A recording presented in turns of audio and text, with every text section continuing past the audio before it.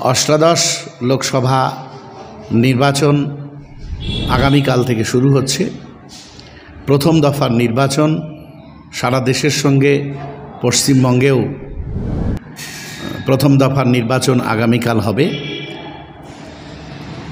অষ্টাদশ এই লোকসভা নির্বাচনে নির্বাচক মণ্ডলীর কাছে আমাদের কিছু বার্তা রয়েছে। ইন্ডিয়ান সেকুলার ফ্রন্টের পক্ষ থেকে সেই বার্তা আমরা নির্বাচক মণ্ডলীর কাছে পৌঁছে দিতে চাই। এবারের নির্বাচন অন্যান্য বারের নির্বাচনের তুলনায় একটু আলাদা মাত্রা বহন করছে। এবারের নির্বাচনে নির্বাচক মণ্ডলী যাতে খুবই দায়িত্বশীলতার সঙ্গে তার যে গণতান্ত্রিক অধিকার সেই গণতান্ত্রিক অধিকার প্রয়োগ করতে পারে, আমরা সে বিষয়ে নির্বাচক মণ্ডলীর কাছে দৃষ্টি আকর্ষণ করব। সংবিধান বাঁচানোর এই নির্বাচন, দেশ বাঁচানোর এই নির্বাচন, গণতন্ত্র বাঁচানোর এই নির্বাচন।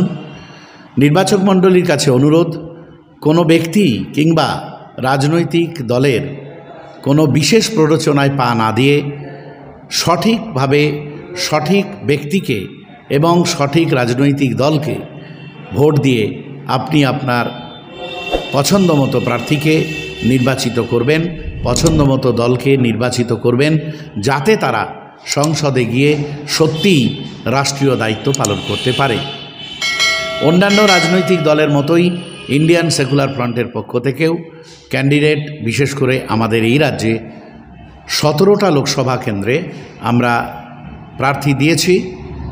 আমাদের দলের সাংগঠনিক যে শক্তি, সেই শক্তি সারা পশ্চিমবাংলার বিভিন্ন জেলায় থাকা সত্ত্বেও আমরা ফ্যাসিবাদী বিজেপি এবং তার দোসর ও দুর্নীতিগ্রস্ত তৃণমূল কংগ্রেসকে পরাস্ত করার লক্ষ্য নিয়ে যেহেতু এই নির্বাচনে প্রতিদ্বন্দ্বিতা করছি, তাই আমরা প্রার্থী দেওয়ার ক্ষেত্রেও সীমাবদ্ধতা রাখবার চেষ্টা করেছি।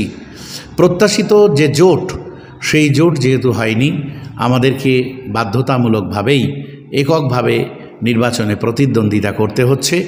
এই অবসরে নির্বাচক মণ্ডলীর কাছে আবেদন, যেখানে যেখানে ইন্ডিয়ান সেকুলার ফ্রন্টের প্রার্থীরা প্রতিদ্বন্দ্বিতা করছেন সেখানে অবশ্যই ইন্ডিয়ান সেকুলার ফ্রন্টের প্রার্থীদের খাম চিহ্নে ভোট দিয়ে আপনি বিজয়ী করবেন, নির্বাচিত করবেন এবং শক্তিশালী সংসদ গঠনের ক্ষেত্রে গুরুত্বপূর্ণ ভূমিকা পালন করবেন।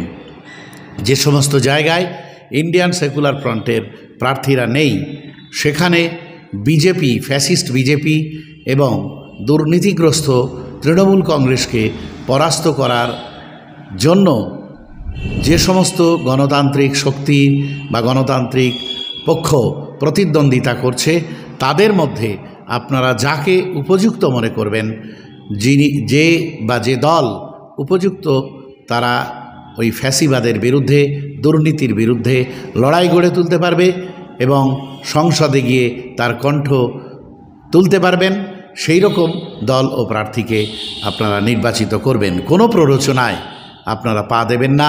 মনে রাখবেন, 2021 সালে যেভাবে শীতলকুচিতে একটা ঘটনা ঘটেছিল, তারপরে কিভাবে সেই শীতলকুচির ঘটনার পরে দেশের, এই রাজ্যের নির্বাচনের বাঁক পরিবর্তন ঘটেছিল আমরা দেখেছি।